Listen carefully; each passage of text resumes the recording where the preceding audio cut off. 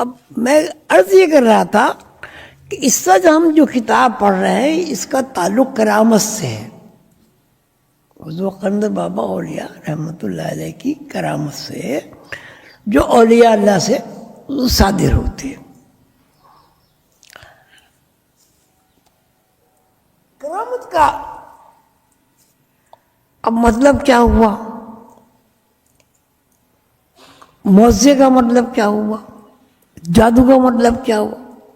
یہ تین کیٹیگری، یہ علم ہے، اس کی تین کیٹیگریز ہوگی.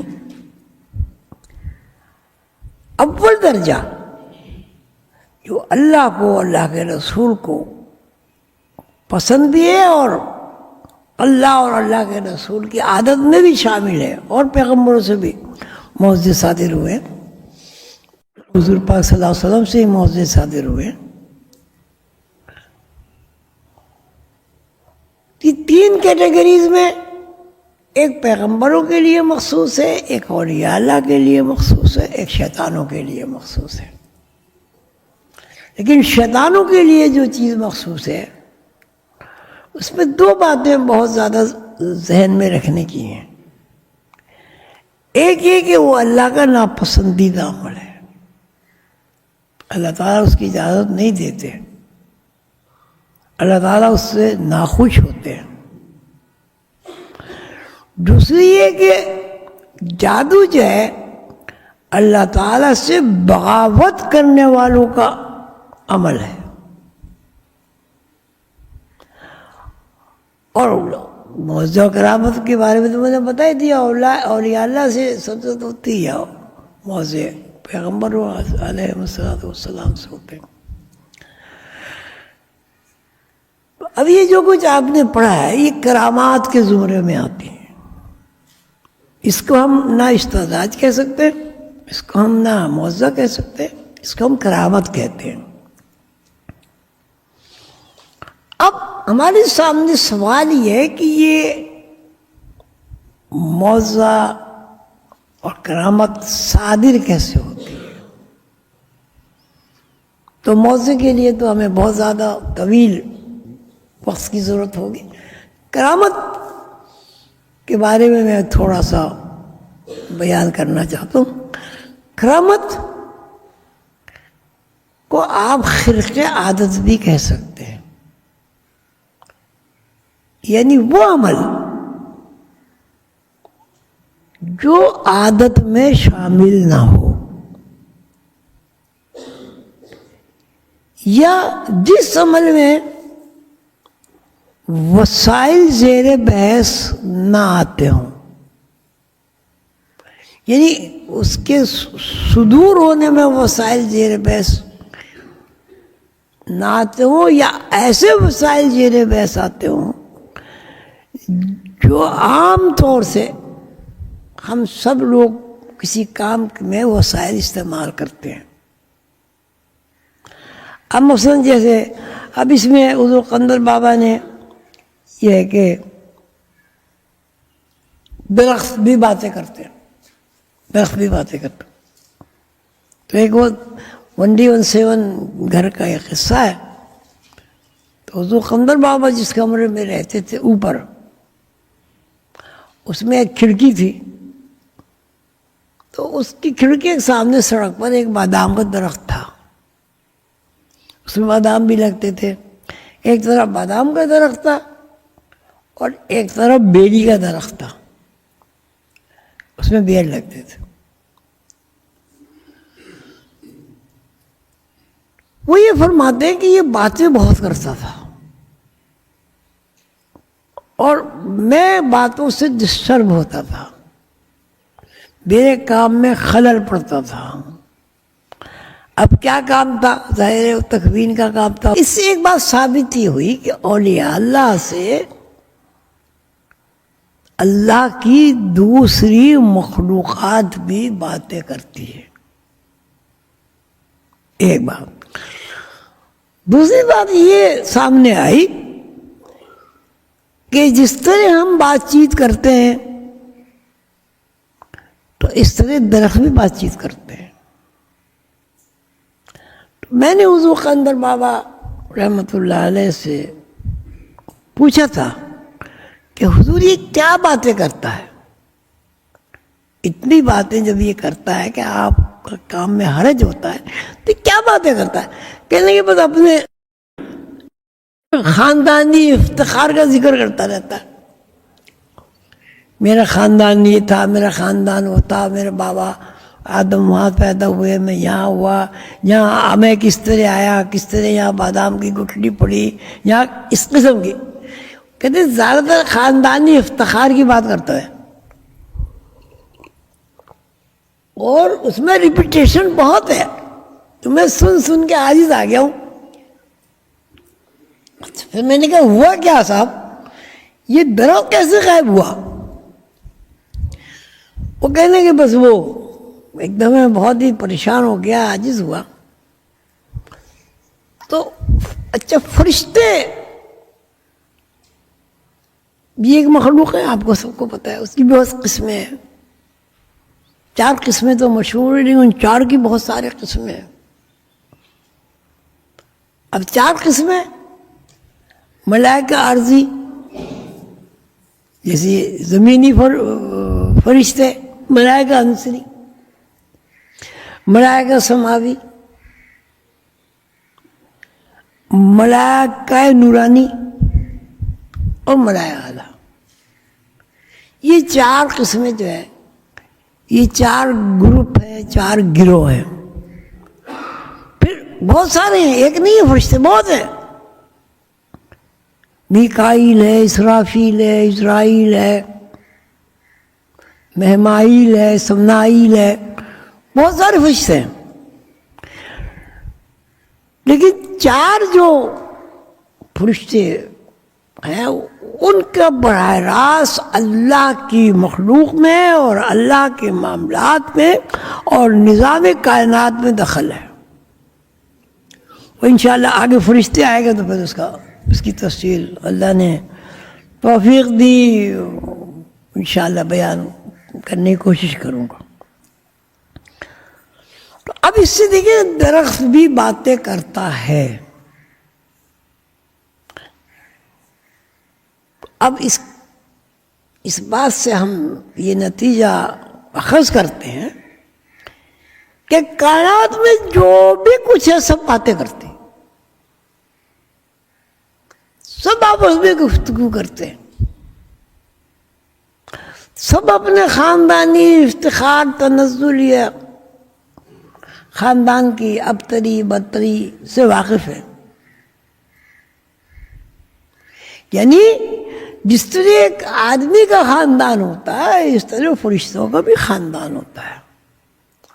اچھا ظاہر ہے جب فرشتوں کا خاندان ہوتا ہے تو پہاڑوں کا بھی خاندان ہوتا ہے، پرندوں کا بھی خاندان ہوتا ہے، کبوتر، فاختہ، کوا، بلبل، ہدہد۔ اللہ تعالیٰ نے اس کا قرآن پاک میں بھی تذکرہ فرمایا، چیونٹی، نمل،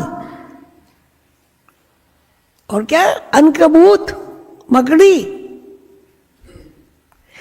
یہاں ایک خاندانی سسٹم ہے، یہ بات آپ لوگ نشین کریں کہ جس طرح یہاں آدم ذات کا خاندان ہے اسی طرح یہاں اور دوسری مخلوقات بھی ہیں۔ جنات کا خاندان ہے، فرشتوں کے خاندان ہے، آپ کے خدا بھلا کرے کبوتروں کے خاندان ہے، کبوں کے خاندان ہے، چیل کا خاندان ہے، گدھ کا خاندان ہے۔ جس طرح آدمی اپنی نسل کی حفاظت کرتا ہے اسی طرح وائرس، حشرات الارض، یہ سب بھی اپنے خاندان کی، نمل، چیونٹی، اس کا بھی بڑا تذکرہ ہے، اس میں کیا کہتے ہیں قرآن پاک میں، سورہ نمل، سورہ عنکبوت، سورہ بقرہ،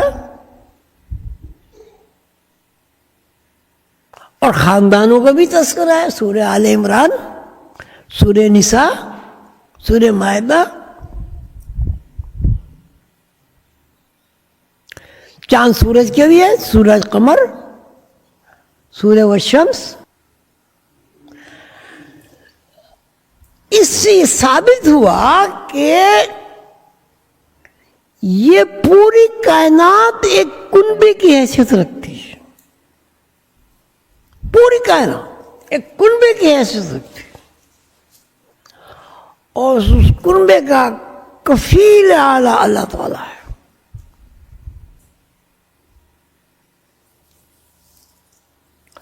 سورہ بقرہ، سورہ نساء، سورہ عورت، اور بھی ایسی صورتیں ہیں، سورہ والتین، سورہ انجیر. تین انجیر کو کہتے ہیں. تو اس مطلب یہ پھل فروٹ ان کے بھی خاندان ہیں، اور یہ اپنے خاندانوں کی حفاظت بھی کرتے ہیں.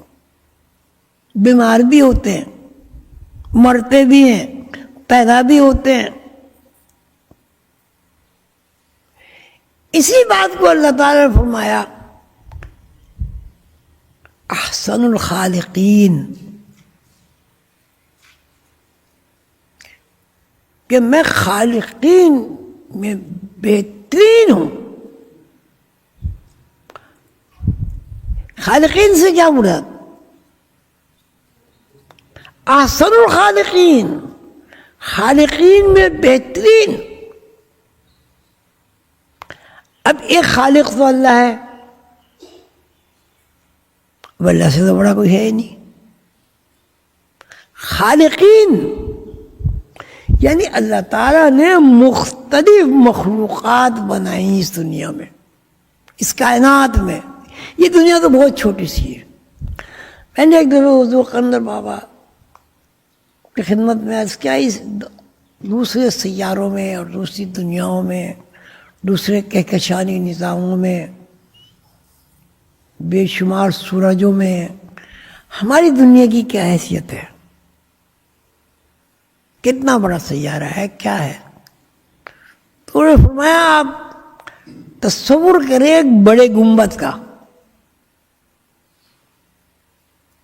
ایک بڑے گنبد پر سوئی کی نوک روشنائی میں ڈبو کر اس گنبد پہ لگا دیں. ہماری دنیا کی حیثیت ہے. یعنی دنیا کا جو سیارہ ہے سب سے چھوٹا سیارہ ہے، اور جب ایک حد تک آدمی پرواز کرتا ہے زمین سے، جب پرواز کرتا ہے تو ایک حد ایسی آتی ہے کہ وہاں یہ زمین ایک باریک فاؤنٹین پین سے نقطے کی طرح نظر آتی ہے، اور نشاندہی کرنی پڑتی کہ یہ وہ زمین ہے. اب میں دوسری طرف نکل گیا، بات کرامت کی ہو رہی تھی، تو خرق عادت جو ہے وہ کرامت ہے. یعنی ایسی باتوں کا ظہور ہونا جو عام طور سے ظاہر نہ ہوتی ہوں. اب جیسے اس میں مچھلی کا ذکر ہے کہ انہوں نے فرمایا کہ مچھلی کھانے کو دل چاہ ہوگا. رات کا وقت تھا تو میں نے کہا کہ صاحب وہ میں لے آتا ہوں. تو انہوں نے کہا نہیں اب نہیں، صبح کو دیکھیں. اب دیکھیے اس کے آپ ذرا ڈانڈے ملے ہیں، ان کے ذہن میں مچھلی کھانے کا تقاضا پیدا ہوا. کوئی صاحب، اچھا اس میں ڈیٹیل میں جاؤں گا تو بہت زیادہ ڈیٹیل ہو جائے گی. کوئی صاحب ٹھٹا گئے ہوں گے شکار کرنے، ہاں ہماری ان سے پہلے سے روشناسی نہیں تھی، نہ تعارف تھا. یعنی میں نہیں جانتا تھا انہیں. وہ آئے اور آ گئے, کہا میں ٹھٹے گیا تھا اور یہ مچھلی ان کی حضور کی نظر کرتے ہیں. اب دیکھیں ان کا دل چاہا مچھلی کھانے کو. اب اس کی کرامت کیسے بنی؟ اب یہ پیغام اس بندے تک پہنچا جو ٹھٹے میں مچھلی کا شکار کر رہا تھا. میں نہیں جانتا وہ کون صاحب تھے, ہو سکتا ہے حضور کو جانتے ہو سکتا ہے کوئی پھر دوسرا بھی اس میں قانون نکلتا. وہ جناب وہاں سے مچھلی لے کے آ گئے. اب یہ بات وسائل تو اس پہ زیر بحث آئے. کوئی آدمی ٹھٹے گیا ہوگا, پہلے سے گیا ہوگا, ہو سکتا ہے جب وہ ٹھٹے گیا ہو تبھی سے اس کے ذہن میں یہ پروگرام بنا ہو بھئی حضور کو مچھلی پہنچانی ہے. لیکن حضور قلندر بابا نے کوئی وسائل کی بات نہیں کی. ان کے ذہن میں ایک بات آئی. اب ایک قانون کے تحت اس کا ظہور ہوا, جو قانون ظاہری طور پر ہمیں نظر نہیں آ رہا. ظاہری طور پر تو یہ تھا وہ خود ٹھٹے جاتے یا کسی کو ٹیلی فون کرتے, وہاں کوئی ان کا دوست ہوتا وغیرہ وغیرہ. یعنی ان کے ذہن میں ایک بات آئی اور اس کا ظہور ہو گیا. اس کو کرامت بھی کہتے ہیں, خرق عادت بھی کہتے ہیں, خرق عادت بھی کہتے ہیں اس کو. کرامت کا قانون یہ ہوا کہ جو بات ذہن میں آ گئی, جو بات ذہن میں آ گئی, اللہ تعالیٰ کے قانون کے تحت عاملین کائنات یا عاملین زمین یا عاملین کیا کہتے ہیں سماوات, کچھ بھی کہہ لیجیے, جہاں بھی جن کی ڈیوٹی ہو, انہوں نے اس پروگرام پر عمل درآمد کر دیا. وسائل بنے, لیکن وسائل اب دیکھیں نا, اب حضور قلندر بابا کو مچھلی کھائیں گے, پہلے وہ ٹھٹے جاتے, وہاں سے مچھلی پکڑتے, پھر یہاں لاتے, پھر کھاتے. کرامت میں یہ نہیں ہوا. ایک بات ذہن میں آئی اور اس پہ عمل درآمد ہو گیا. اس کو خرق عادت بھی کہتے ہیں. یہ اصطلاح ہیں تصوف کی.